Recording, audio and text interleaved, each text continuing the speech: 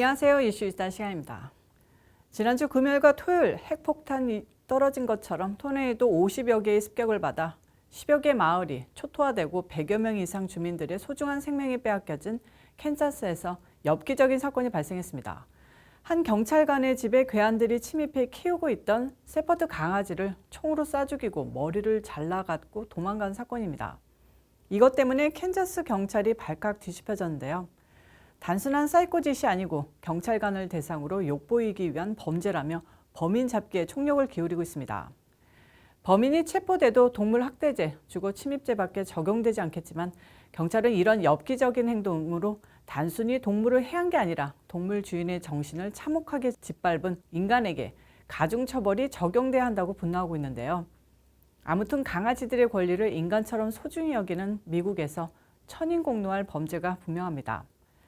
캔자스주 파슨 지역 경찰서 발표에 따르면 신원을 밝힐 수 없는 한 여성 경찰관의 3개월짜리 셰퍼드 강아지 레인저가 경찰관이 잠든 사이 뒷마당에 침입한 2명 이상의 침입자들에게 죽임을 당해 머리가 사라진 사체로 발견됐습니다.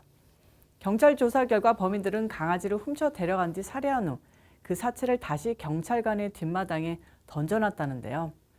파슨스 경찰서장은 인터뷰에서 내 41년 경찰관 생활 중에서 가장 악랄한 범죄 중 하나라면서 범인을 잡아도 법에 따라 단순 침입, 절도 등 동물 학대 죄밖에 물을 수밖에 없다는 게 개탄스럽다고 말했습니다.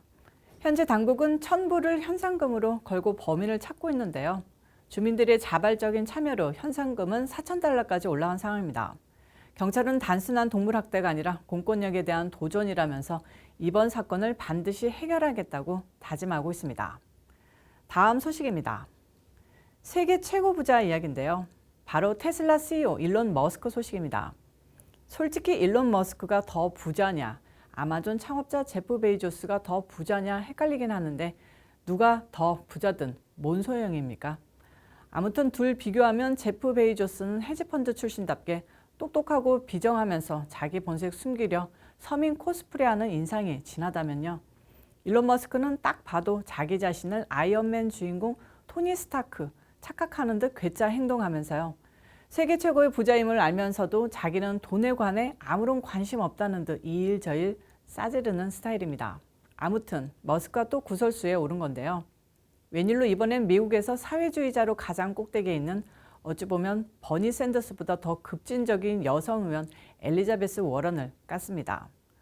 15일 언론 보도에 따르면 머스크는 워런 의원에게 백인 여성을 비하할 때 쓰는 카렌이라는 호칭을 붙이면서 자신이 어떤 시민보다 미국에 기여하고 있다고 주장했습니다. 캐런은 중년 백인 여성을 뜻하는 대명사 같은 단어인데요. 어린 애들이나 흑인들이 많이 쓰기도 합니다. 앞서 엘리자베스 워런은 머스크가 지난 13일 시사주간지 타임에 올해의 인물로 선정되자 비판했는데요.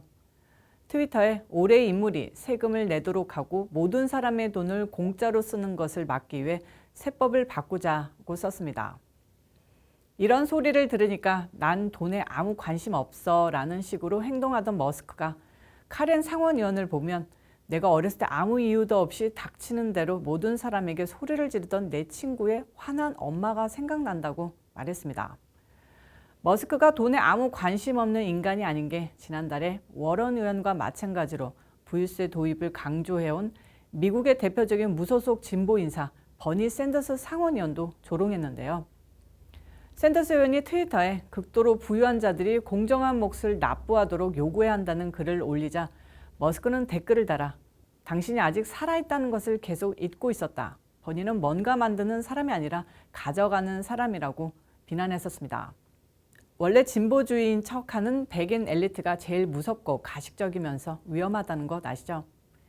인류를 위하는 척 행사하는 초거대 기업, 재벌들이 돈을 쓸어 담고 권력마저 잠식하려 든다면 김정은이나 시진핑 같은 독재자들의 차원을 넘어서는 막가파식 행동할 게 뻔하다는 것이 머스크의 행동을 보면 나타납니다. 화성을 가고 인류를 구원하기 위해 재산을 쓴다고요? 그냥 우주적 재산을 가진 관심 종자일 뿐입니다. 원래 그런 재산 가지면 관심 갖게 되는 건 늙지 않고 영원히 사는 약, 인류를 뛰어넘는 존재가 되는 거 뭐 그런 건데 베이조스는 불로불사 약 개발 시작했고 머스크는 우주로 나아가고 참 할 말이 없습니다. 그냥 제 바람이 있다면 아주 현실적으로 대머리 제프 베이조스는 대머리약 만들고 일론 머스크는 못생기기로 유명한 테슬라 전기차 디자인 좀 바꿔서 다시 내놓기를 소망할 뿐입니다. 그게 인류에 봉사하는 길입니다. 소식 하나 더 전해드리겠습니다. 인플레. 그놈의 물가 얘기 저희가 지난 3월부터 전해드렸죠. 물가 올라간다. 바이든 돈잔치 시작되면서 인플레이션 심화되고 미국민들 살기 힘들어질 거다라고 계속 말했는데 이제 40년 만에 인플레, 미국 경제에 망조가 확실히 들었다는 게 파악되자 드디어 연준이 움직였습니다. 바이든은 아직도 이거 일시적인 거야. 개수값만 잡으면 물가 다시 떨어질 거야 하면서 인플레로 인한 미국 경기 침체 인정하지 않고 있는데요.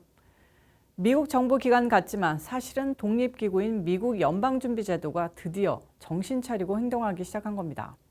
물론 너무 때늦은 감은 있습니다. 연준은 연방공개시장위원회 정례 회의를 실시했는데요.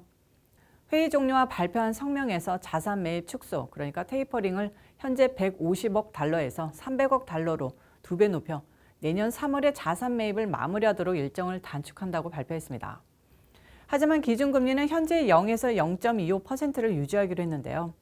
별도로 공개한 자료에서는 내년 이후 3차례 금리 인상을 예상했습니다. 이 같은 결정은 인플레가 계속된다면 또 바뀌겠지만 아무튼 연준이 문제의 심각성을 인정하고 대책에 나섰다는 점에서 의미는 있다고 하겠습니다. 연준은 지난 3일 회의에서 테이퍼링을 결정했는데요. 11월과 12월에 월간 순자산 매입을 국채 100억 달러, 주택 저당증권 50억 달러씩을 줄인다고 했었습니다. 풀어 설명해드리자면요. 연준은 미국 정부가 채권을 발행하면 그걸 사주는 방식으로 미국 정부에 돈을 찍어줘다라는 역할을 합니다. 그동안 코땡땡으로 정부에서 돈을 무제한 풀어야겠다 결정한 이후에 연준은 한 달에 1,200억 달러씩 미국 국채를 매입하고 이만큼 돈을 찍어준 건데요. 테이퍼링이란 이런 돈 찍는 양을 줄이겠다는 선언이나 마찬가지입니다. 그러니까 11월, 12월에는 150억 달러가 적게 발행됐고 내년부터는 300억 달러가 덜 풀린다는 소리입니다. 돈이 마구잡이로 돌아다녀 물가가 올라가는 걸 인위적으로 막는 것, 이게 바로 연준이 제시하는 미국 인플레 해결 방안입니다. 그럼 금리는 어떻게 되느냐? 금리가 올라가면 집 살 때 부담도 크고 다른 한편으로는 금리가 올라가니까 기업들이 함부로 돈 빌리기를 꺼리게 됩니다. 그러니까 빌린 돈도 빨리 갚게 되고 사회 전반적으로 긴축이 되는 건데요. 테이퍼링 종료보다 사실 금리 인상이 인플레에는 직방입니다. 그런데 금리 인상은 한 번에 껑충껑충하게 되면 시장에 독이 됩니다. 특히 미국이 금리 인상을 하면 미국에서 나온 달러로 자기 나라 기업과 정부 굴리는 한국 같은 나라들은 직격탄 맞게 되는 겁니다. 세계의 경제 위기는 그래서 대부분 미국의 긴축 재정이 실시되는 동시에 일어나는데요. 만약 미국이 금리를 0에서 0.5%로 올린다 치면 0%의 달러를 빌려서 거기에 2, 3% 얹어서 돈 장사해온 해외 정부은행들 역시 금리를 더 올려야 합니다. 그런데 미국 경기 때문에 올리는 금리가 다른 나라 경기에도 같은 효과를 발휘하느냐? 그건 아니거든요. 얘기가 너무 길어지는데 한국이나 멕시코 같은 나라의 은행들이 추가로 금리 올려서 장사하게 된다면 그 나라 기업들과 가게는 더 큰 경제적 후폭풍을 맞게 되고 상품 가격이 높아져 그 나라에서 생산한 제품들이 미국에 수입되기가 힘들게 되는 역효과가 발생합니다. 이런 가운데 전문가들은 내년 6월로 첫 금리 인상 시점을 예측하고 있습니다. 금리는 2.5%가 될 것이라는 게 대다수 전문가들의 의견입니다. 그래서 인플레는 잡힐 것이냐? 좌파가 대부분이 현재 미국의 경제 전문가들은 미국의 물가 상승률이 연준 목표치 2%보다 훨씬 높은 4%에 이를 것으로 예측되지만 그 후에 서서히 잡힐 것이라고 분석하고 있습니다. 좌파 매체 CNN이 실시한 설문에서는 경제학자 41%는 현재의 구인난이 장기간 계속될 것으로 봤고 31%는 인플레이션이 오래 갈 것으로 분석했고요. 올해 크게 오른 미국 증시는 내년에 1.5%만 상승하며 숨고르기를 한 뒤 2023년에는 다시 6% 급등할 것으로 예측했습니다. 경제가 만사라는 말 있는데요.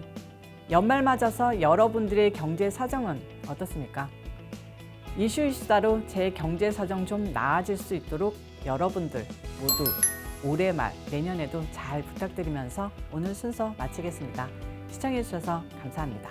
오늘도 변함없이 좋아요, 구독 꾹꾹 눌러주시고요. 저는 또 다음 영상에서 찾아오도록 하겠습니다. 빠이.